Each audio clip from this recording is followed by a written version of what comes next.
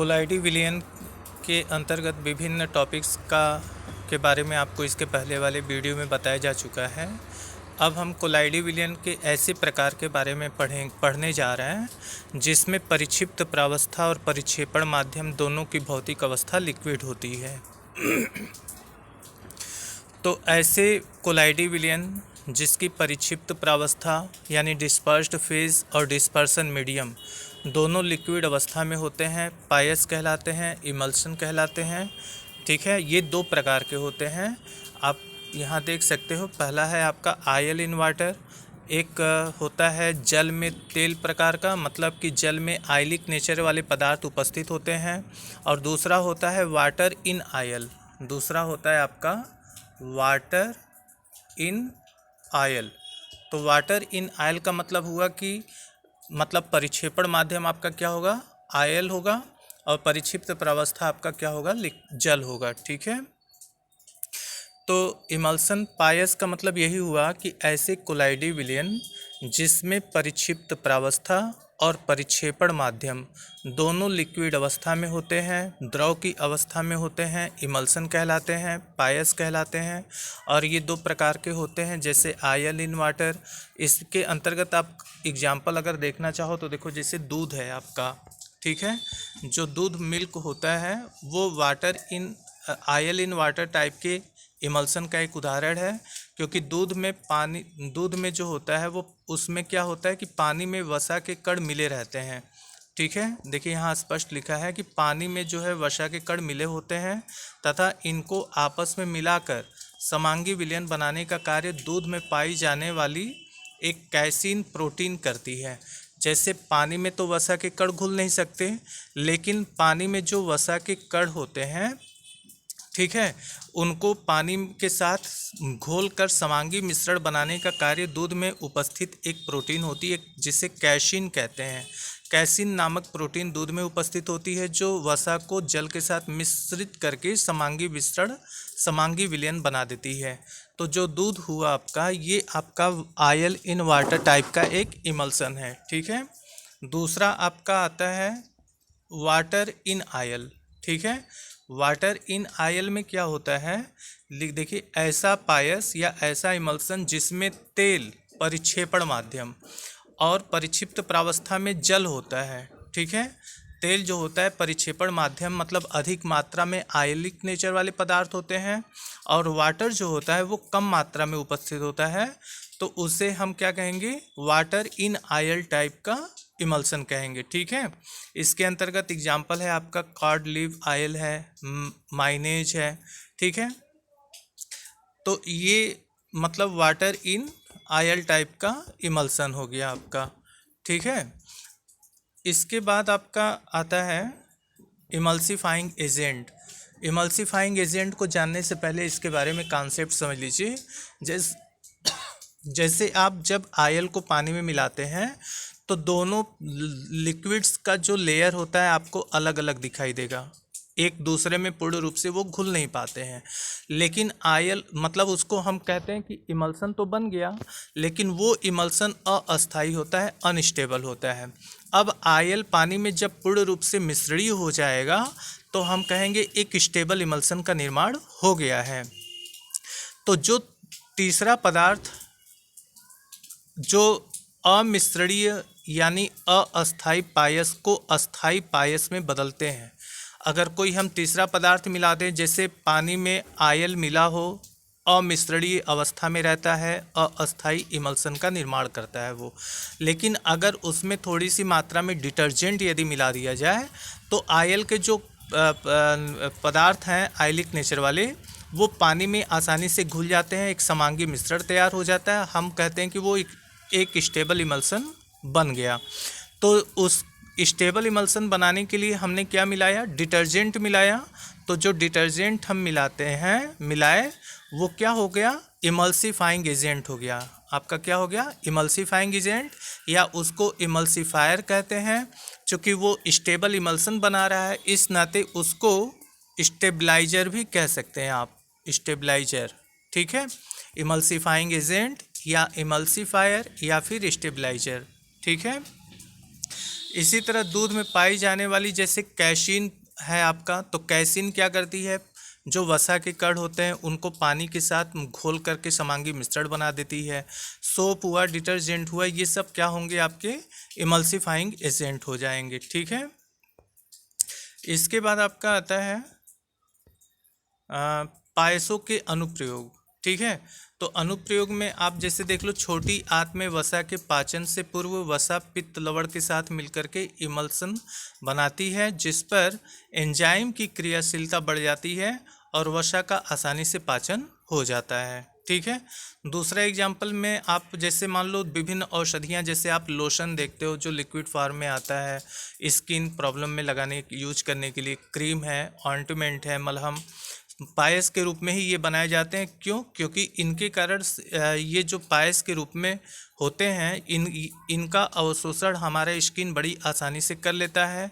ठीक है। साबुन के पायसी कारक गुण के कारण ही कपड़ों की ये अच्छी सफाई कर पाते हैं। मतलब साबुन जो होते हैं, साबुन या डिटर्जेंट जब हम मिलाते हैं तो कपड़ों पे लगे हुए आयल या ग्रीज के जो धब्बे हैं वो पानी के संपर्क में आसानी से आ जाते हैं। किसके कारण? डिटर्जेंट या फिर जो हम साबुन मिला रखे हैं उसके कारण आसानी से संपर्क में आ जाते हैं और कपड़ों पे लगे हुए आयल अथवा ग्रीज के जो धब्बे हैं वो भी आसानी से हट जाते हैं। तो इस तरीके से हम इमल्सन्स का यूज कर सकते हैं। कोलाइडो के अनुप्रयोग में अब आप देख सकते हो, जैसे जल का शुद्धिकरण। तो जल में विभिन्न प्रकार की ऋणावेशित अशुद्धियाँ जैसे बालू है, मिट्टी है, इन सबों को छानकर अलग नहीं किया जा सकता है। परंतु जल में जब क्यों अलग नहीं किया जा सकता है? क्योंकि ये पूर्ण रूप से उसमें घुले हुए होते हैं। ठीक है। और वो किस अवस्था में होते हैं? ऋणावेशित कण के रूप में होते हैं। लेकिन जल में जब हम फिटकरी की कुछ मात्रा मिला देते हैं तो फिटकरी में धनावेशित आयन होते हैं। धनावेशित आयन करते क्या है?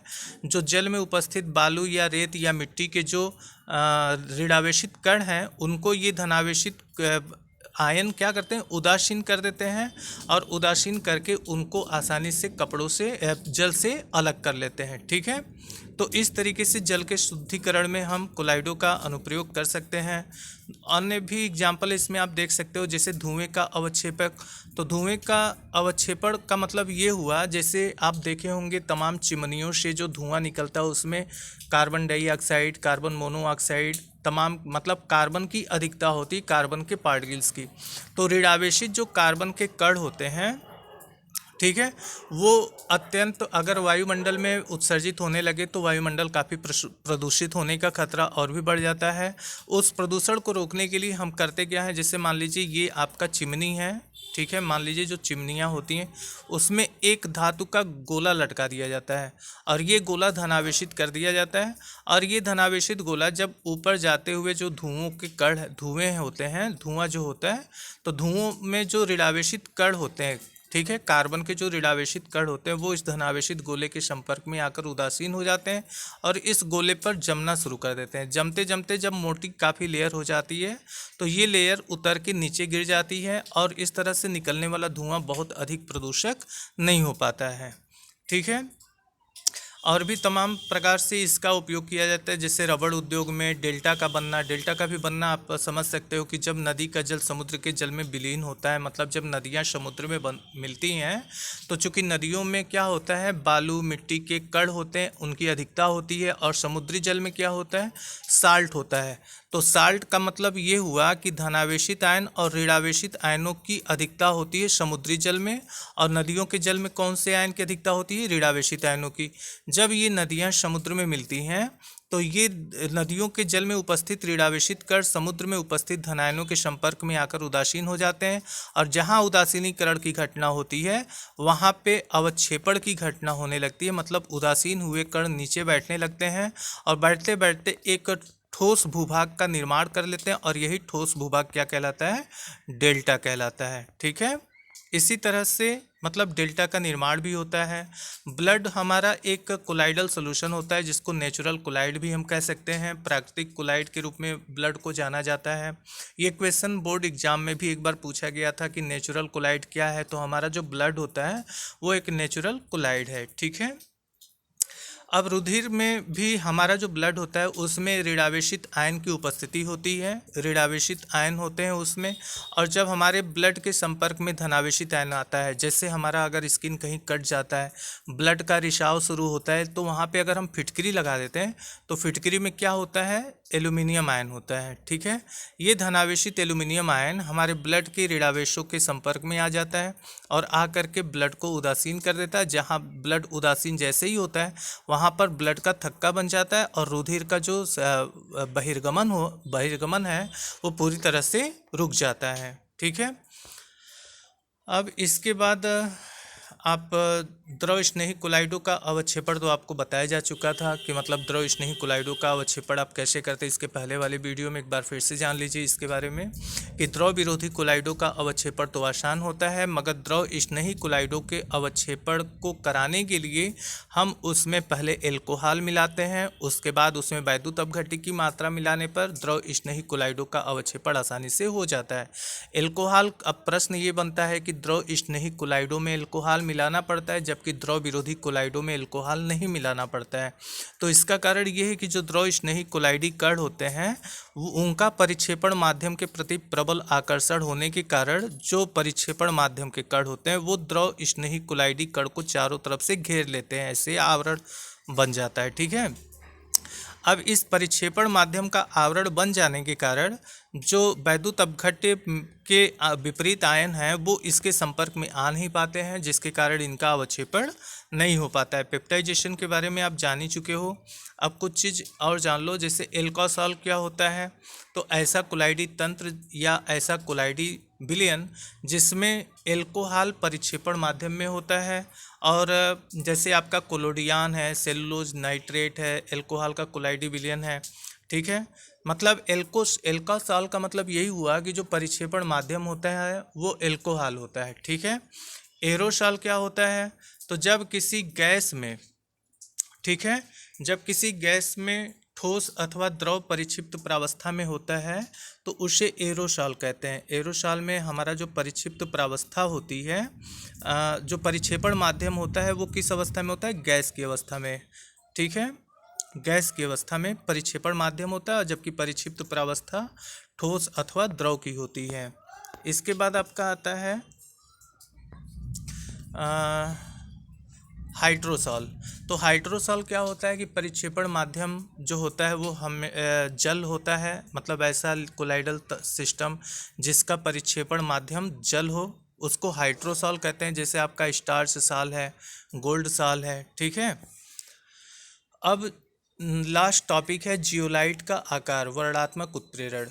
ठीक है, वह उत्प्रेरकीय अभिक्रिया जो उत्प्रेरक की जटिल संरचना तथा अभिकारक तथा उत्पाद के साइज पर निर्भर करती है, आकार वर्णात्मक उत्प्रेरण कहलाती है। यह सिलिकेट के त्रिविमीय संरचना वाले सूक्ष्म जटिल एल्यूमिनो सिलिकेट होते हैं, जिसमें कुछ सिलिकॉन परमाणु एल्यूमिनियम के एटम द्वारा प्रतिस्थापित होकर के एल्यूमिनियम ऑक्सीजन सिलिकॉन स्ट्रक्चर बनाते हैं। जियोलाइट में होने वाली अभिक्रियाएं जियोलाइट की कैविटीज़ पर निर्भर करती हैं। मतलब कि जो एल्यूमिनो सिलिकेट्स के रूप में हमारा जो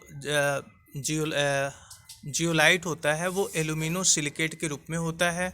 उसमें जो एल्यूमिनियम के एटम के द्वारा, परमाणुओं के द्वारा जो सिलिकॉन के एटम्स होते हैं वो कुछ सिलिकॉन के परमाणु प्रतिस्थापित हो जाने के बाद इस तरीके की संरचना बननी शुरू हो जाती है। एक्चुअली जियोलाइट की जो अभिक्रियाएं होती हैं वो आकृति वर्णात्मक होती हैं, मतलब जैसे विशेष आकृति की संरचना वाले जियोलाइट पर विशेष आकार के अभिकारक आकर के अधिशोषित होते हैं और अधिशोषित होने के बाद वो अभिक्रिया को आगे प्रोसीड कराते हैं। इसके अंतर्गत आपको एक एग्जांपल यहाँ पे दिखाया गया है, जैसे JDSM-5। ये अक्सर परीक्षाओं में पूछा जाता है कि JDSM-5 होता क्या है।